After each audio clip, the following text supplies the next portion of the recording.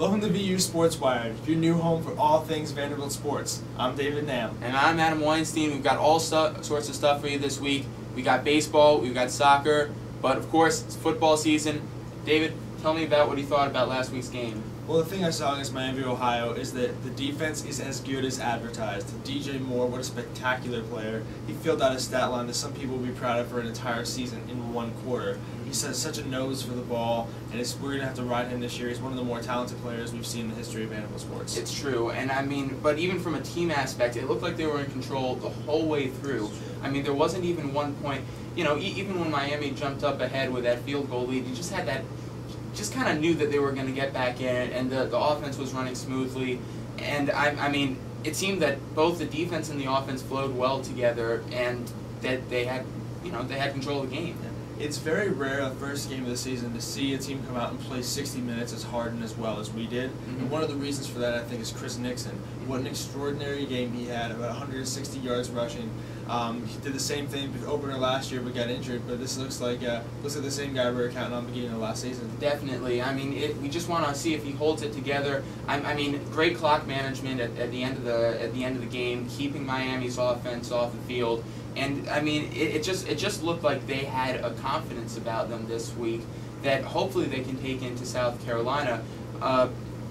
I mean, I don't know what else there is to say. I mean, there's no question that we're loaded with playmakers. If you look even on the defensive side of the ball, you have Myron Lewis, you have Broderick Stewart, you have guys like that who are starting to step up and establish themselves as legitimate SEC players, legitimate players who are going to hopefully carry us throughout the season. And then if you shift to the offensive side of the ball, you got Gaston Miller, who had a really nice showing, Sean Walker, who stretched the field, which is really important for a ball control offense like we run. So there were a lot of positives to take out of this game. Definitely, and looking forward, we're going to be joined by Jared Amato of the Sports View, and we're also going to be joined by David Rutz of the Vanderbilt Hustler.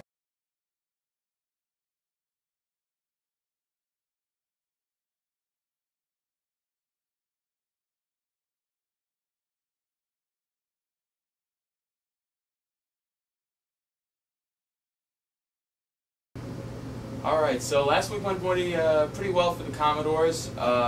You know, nothing to complain about there. But there are so many things to take away from the game. You know, so many good things that they did. What's the one aspect that you guys want to take away?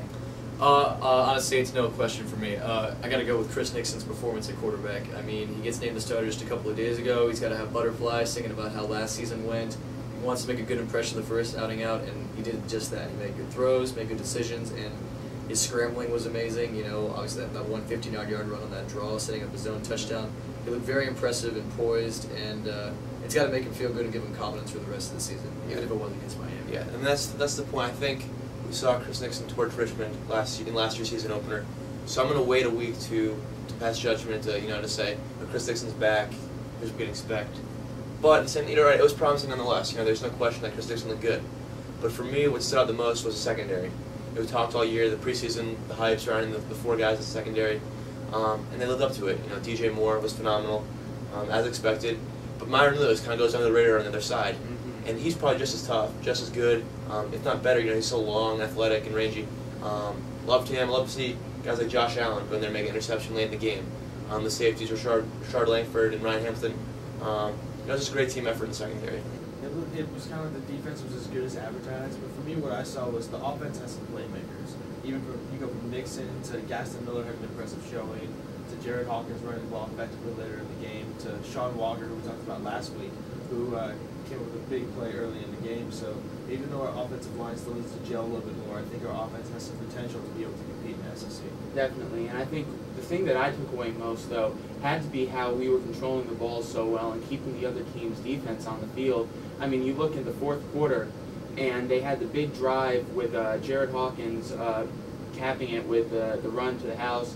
You know, that's a big six right there for insurance. You know, for insurance in that game. And you know, a 6-minute drive there. I mean, there's nothing the other team can do other than hope that the defense gets them off the field. Yeah, that's a good point.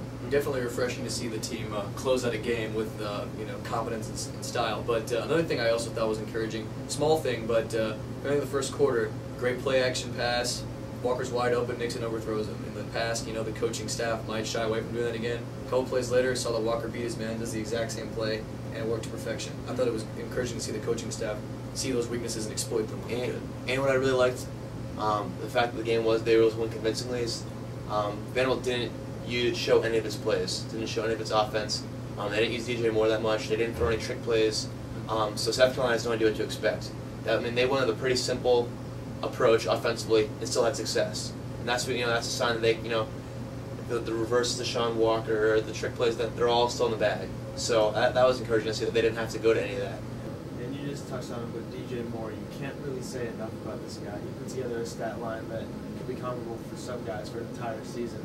And his playmaking ability, he might be one of the more talented guys we've seen around here ever. So we should just bask in his talent for as long as we can. Now, going forward, I mean, the South Carolina game coming up this Thursday, obviously a big one anytime you play a big SEC game at home. But this game's almost like a carbon copy of last week's game because South Carolina, like Miami, Ohio, strong defense. We don't know what to expect from the offense so much. But what do you think the Commodores need to do to keep on going and, maybe take down a win Thursday? I'd say really exploit that quarterback controversy they've got going right now. Right now, it's really great that Vanderbilt's united under Chris Nixon, one quarterback, one leader, whereas Spurrier, we all saw him last week, throwing the headband, throwing the headset. Once again, he's behind Beecher all season long, and then Beecher absolutely flops it against a very weak defense in NC State. So right now, we don't know. South Carolina really doesn't know what they're going to be doing on offense, but we've got Nixon, and we've got someone who we know can make plays, where Spurrier has no idea what to expect from his own team. That's got to hurt his confidence. It looks like Chris Smelly is working at the first team right now, so I'd expect him to get the majority of the snaps on Thursday. But like you just said, for me, the way Vanderbilt's going to win is with defense and special teams. You talk about it in basketball, when you let your defense create offense, and that's what I think Vanderbilt's going to have to do. Get good field position, force turnovers like they did on Thursday night. Big in the special teams, punt returns, kick returns, with DJ Moore and Sean Walker, and then let their offense just take care of the ball. Be safe. Don't turn the ball over. And if you do that, they have a good chance to win, I think. Also on the offensive side of the ball, the offensive line has to play better. Chris Nixon, a lot of his runs were because the pocket collapsed around him. But this week we need to keep up protection because the SEC defenses are faster than the defense of Miami, Ohio. Those 7 to 8 yard runs for Chris Nixon are going to be maybe 1 or 2 yards this week. So we need to make sure that the offensive line gives him ample time to throw the ball downfield and have some time to not get hit as many times. Gotcha. And just, I mean, this is obviously first home game of the year. It's got to be big. I know everyone here is excited.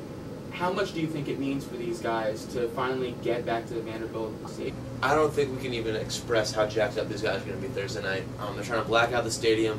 I think it's going to be a sellout or close to it. On Thursday night, national television. This is what they worked all summer for, all spring, all summer in the weight room. They're running sprints after practice. This is what it's all for. These guys are just fired up beyond we can even imagine. I think, for a chance for Vanderbilt to make a statement at home. Their big wins in the past have all come on the road. This is a chance to start off and looking ahead, possibly leave September 4-0 if you win this. If you win Thursday night. So it's gonna be fun. Yeah.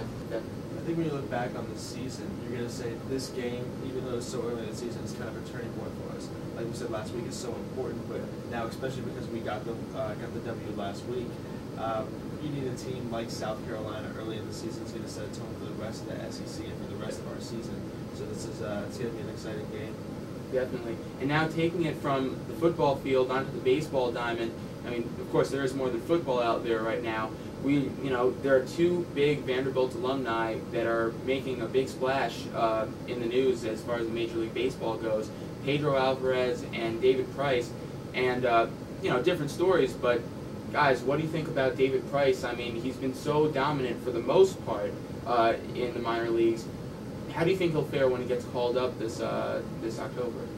Well, I mean, you can't expect him to be putting up the stats he was putting up almost all the minor leagues. I mean, in single and double A, he was putting up absolutely unheard of numbers, and no one could even touch him. So I think expected for him to hit a little snag, but I think I got to say that the future looks really bright for the Rays. They've already got an excellent young pitching staff.